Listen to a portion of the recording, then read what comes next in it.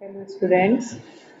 हमने BSc part second के structure and functions of invertebrate में पेपर फर्स्ट के अंदर हमने एक्सक्रीशन तक ख़त्म कर लिया था। आज हम इसी पेपर में इसका नेक्स्ट टॉपिक शुरू करते हैं, सर्कुलेशन और circulatory system in different invertebrates.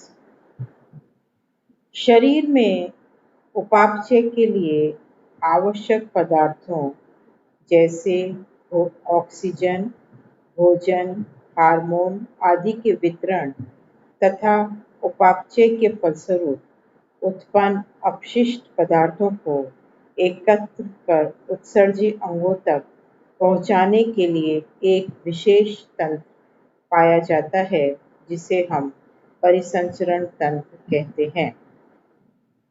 प्राणी को जीवित रहने के लिए ऑक्सीजन व भोजन की आवश्यकता होती है। जैविक क्रियाओं के संचालन के लिए विभिन्न रासायनिक पदार्थों की आवश्यकता होती है। इन आवश्यक पदार्थों को श्वसन अंगों, पाचन तंत्र आदि स्थानों से शरीर के अन्य सभी भागों में पहुंचाने का कार्य परिसंचरण तंत्र करता है। यही नहीं बल्कि विभिन्न भागों से उत्सर्जी पदार्थों को एकत्र कर उत्सर्जी सतह तक पहुंचाने का कार्य भी परिसंचरण तंत्र ही करता है। इस प्रकार परिसंचरण तंत्र निम्न कार्यों को संपादित करता है। पहला, पाचित भोजन का वितरण। दूसरा, ऑक्सीजन व कार्बन डाइऑक्साइड का परिवहन। तीसरा, अपशिष्ट पदार्थों का परिवहन। चौथा, हार्मोन्स व अन्य रसायनों का वितरण।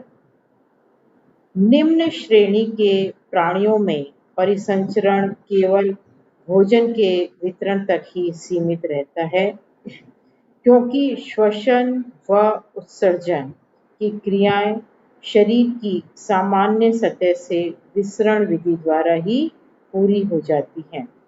संघ प्रोटोजोआ के प्राणी, जो कि एक कोशिकीय प्राणी होते हैं, उनमें जीव द्रव्य की चक्रीय गति और साइक्लोसिस द्वारा भोजन का वितरण होता है।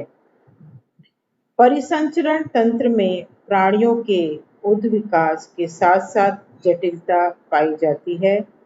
साधारण बहुकोशिकीय प्राणी जैसे स्पंज, चपटे कृमि आदि में ये कार्य उपकला कोशिकाओं व अन्य कोशिकाओं के बीच विसरण विधि द्वारा पूरा होता है। अधिक जटिल संरचना वाले प्राणियों में आंतरिक परिसंचरण तंत्र का विकास हो गया, जो विभिन्न पदार्थों का एक स्थान से दूसरे स्थान तक पहुंचता है। इस तंत्र में निम्न आवश्यक घटक हैं। पहला है परिसंचरित होने वाला द्रव्य। दूसरा, हृदय या इसके समान अन्य कोई संरचना जो परिसंचरित होने वाले द्रव्य में दबाव उत्पन्न कर सके, जिसके कारण यह शरीर में भ्रमण कर सके। तीसरा, वाहिकाएं जिनमें यह तरल पदार्थ बह सके। वह परिसंचरण तंत्र जिसमें बंद वाहिकाएं पाई जाती हैं, उसे बंद प्रकार का परिसंचरण तंत्र और क्लोज्ड सर्कुलेटरी सिस्टम कहते हैं। संघ आर्थ्रोपोडा एवं मोलस्का में प्राणियों में तरल पदार्थ केवल बंद वाहिकाओं में ही नहीं बहता, बल्कि खुली हुई समान अवकोशिकाओं में भी बहता है। अतः इसे खुले प्रकार का परिसंचरण तंत्र और ओपन सर्कुलेटरी सिस्टम कहते हैं। परिसंचरण तंत्र में बहने वाला तरल जल या लसिका या रक्त लसिका या रक्त प्रभुवीय द्रव हो सकता है। संघ पॉरीफेरा तथा सिलेंट्रेटा के सदस्यों में जल शरीर में परिसंचरित होता है। संघ एनिलिडा के अधिकांश सदस्यों में रक्त तथा गण हिरुडिनिया के प्राणियों में रक्त प्रगुही द्रव्य या हीमोसिलोमिक द्रव्य शरीर में परिसंचरित होता है। इस तरह संघ आर्थ्रोपोडा के सदस्यों में हीमोलिम्फ या रक्त लसिका बहता है। हम कुछ प्रारूपी सदस्यों का इसमें परिसंचरण तंत्र में अध्ययन करेंगे। पहला हम देखते हैं इसमें जीव द्रव्य चक्रीय गति और साइक्लोसिस। जैसा अभी हमने पहले इसकी चर्चा की कि संघ प्रोटोजोआ के सदस्यों में भोजन का वितरण जीव द्रव्य की चक्रीय गति द्वारा किया जाता है, जबकि उत्सर्जन व श्वसन सामान्य विसरण विधि द्वारा संपन्न होता है। तो अब हम साइक्लोसिस के अंदर हम पहला उसमें उदाहरण देखते हैं। साइक्लोसिस इन पैरामीशियम। पैरामीशियम में खाद्य धानी जिसमें भोजन के कण तथा थोड़ा जल पाया जाता है, एक निश्चित पथ द्वारा संपूर्ण कोशिका में चक्कर लगाती है। खाद्य धानी यह परिभ्रमण जीव द्रव्य की गति द्वारा होता है। इसे हम चक्रीय गति और साइक्लोसिस कहते हैं। परिभ्रमण के दौरान खाद्य धानी में भोजन का पाचन होता है तथा कोशिका में एक स्थान से दूसरे स्थान तक पचे हुए भोजन का वितरण होता है।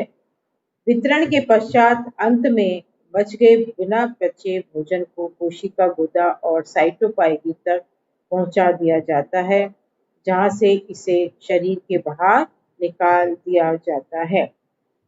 पैरामीशियम में चक्रीय गति और साइक्लोसिस के अंतर्गत खाद्य धानियां एक निश्चित पथ में भ्रमण करती हैं। इनके भ्रमण की शुरुआत इनके निर्माण स्थान और स्थल कोशिका ग्रसनी से होती है। यहाँ से जीव द्रव्य के साथ साथ पश्च सिरे की तरफ होती हुई खाद्य धानियां पृष्ठ सतह की तरफ आ जाती हैं।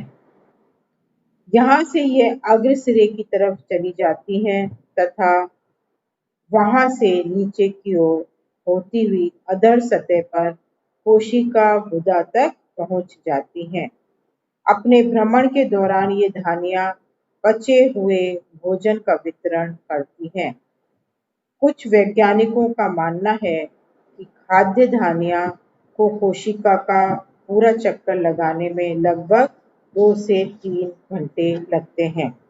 अभी मैं आपको इसको चित्र के द्वारा समझा देती हूँ कि किस तरह से ये कोशिका धानी भ्रमण करती है। ये देखिए आप, ये पैरामीशियम का पूरा स्ट्रक्चर। इसमें यहाँ पे ये वेस्टिब्यूल है और ये कोशिका ग्रसनी है, जहाँ से आप देखेंगे खाद्य धानी और फॉर्मिंग ऑफ फूड वैक्यूल। खाद्य धानी इस तरह से यहाँ पे बनती है फूड वैक्यूल। पहले वह नीचे की ओर भ्रमण करती है, फिर ये वापस धीरे धीरे ऊपर की ओर इस दिशा में ऐसे गमन करती हुई सर्कुलेट होती हुई और नीचे बाद में साइटोप्लाज्म के द्वारा बाहर खुल जाती है। तो ये इसका पूरा डायरेक्शन रहता है घूमने, ठीक है। नाउ नेक्स्ट इज यूग्लिना में चक्रीय गति और साइक्लोसिस इन यूग्लिना। यूग्लिना एक स्वपोषी प्राणी होता है, अतः इसमें पैरामीशियम के समान खाद्य धानी नहीं बनती है। अतः इसके जीव द्रव्य की चक्रीय गति स्पष्ट रूप से दृष्टिगोचर नहीं होती है। फिर भी क्लोरोप्लास्ट में प्रकाश संश्लेषण द्वारा निर्मित भोजन का कोशिका में विभिन्न भागों में वितरण कोशिका द्रव में होने वाली चक्रीय गति द्वारा किया जाता है। Thank you.